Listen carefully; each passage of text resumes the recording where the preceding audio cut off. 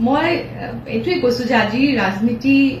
ইমান বেছি এটা পৰিৱেশটো ঠিক নোহোৱা হৈছে দলতে হওক বাহিৰতে হওক তোমালোকে দেখিছাই চাগে মই খুব বেছি টকশ্বটো যাবলৈ আজিকালি মই ভাল নাপাওঁ কাৰণ আগতে আমি যেনে ধৰণে টকশ্ব কৰিছিলো আজিকালি সেই ধৰণৰ টকশ্ব নহয় গতিকে লাহে লাহে আমাৰ ধৰণৰ মানুহবিলাক চাগে লাহে লাহে আঁতৰি আহিব নেকি পলিটিক্সৰ পৰা নিজৰ মানুহক গুৰুত্ব দিয়াটো বেছি হৈছে নেকি নিজৰ মানুহ সেইটোতো হয় কালি মুখ্যমন্ত্ৰীগৰাকীয়ে এটা কথা কৈছিল ভাল ঘৰৰ মানুহ হলে পদবী পায় আৰু গৌৰৱ গগৈ ভাল ঘৰৰ মানুহ সেইকাৰণে পদবী পালে ভূপেন বৰা ভাল ঘৰৰ মানুহ নহয় কাৰণে কটাই গ'ল ভূপেন বৰাকো বহুত পদবী দিয়া হৈছে ICC দিছে সেইটো নহয় তেখেতো পাইছে আপোনাৰ কিবা চাজেশ্যন থাকিব নেকি মই সেইটোৱে চাজেশ্যন দিছো যে আমাৰ যিটো ৰিপৰ্ট সেই ৰিপৰ্টটো যাতে এটা বন্ধ এনভেলপত আবদ্ধ হৈ নাথাকে আৰু যাতে ইনবক্স ইমেইলত আমি দিছিলোতো ইনবক্সত যাতে আৰ্কাইভত যাতে আবদ্ধ হৈ নাথাকে আৰু সেই প্ৰতিবেদনখন যাতে চিৰিয়াছলি তেওঁলোকে লয় আৰু তাৰ ৰিজাল্ট যাতে আহে আপুনি এতিয়া কংগ্ৰেছৰ প্ৰাথমিক সদস্য পদত বাহাল থাকিব এতিয়ালৈকে আছো কিন্তু ঘৰৰ লগত চিন্তা চৰ্চা কৰি আছো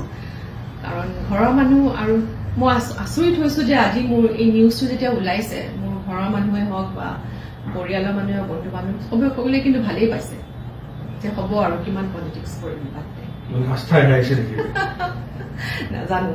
কিয় কাৰণে চবে ইমান ভাল পাইছে কিয় এৰাৰ কাৰণে ভাল পাইছে মই নাজানো কিন্তু মই খুব পজিটিভ ৰেছপন্স পাইছো মানে প্ৰায় দেখা যায় প্ৰথম অৱস্থাত ব্যক্তিগত কাৰণ বুলি পদবীৰ পৰা বা তেনেকে পদত্যাগ কৰে সেইটো কাৰণেই হয় কাৰণ মই এডজাষ্ট কৰিব পৰা নাই এনেকুৱা ধৰণৰ এটা পৰিৱেশত পাৰ্টিৰ ভিতৰত হওক বাহিৰত হওক কিন্তু প্ৰায় দেখা যায় যে প্ৰথম ব্যক্তিগত কাৰণৰ দোহাই দিয়ে কিন্তু তাৰ পাছত অন্য ৰাজনৈতিক দলত যোগদান কৰে আপুনি তেনেকুৱা কিবা ভাবিছে নেকি দলৰ লগত কথা পতা নাই সেইটো একেবাৰে সুধিলেই হ'ল সকলোকে কোনেও মোৰ লগত কথা পতা নাই কাৰো লগতো মই কথা পতা নাই সেইটো একেবাৰে ব্যক্তিগত ভৱিষ্যতে কিবা তেনেকুৱা চিন্তা কৰিছে নেকি ভৱিষ্যতৰ কথা কোনে ক'ব পাৰে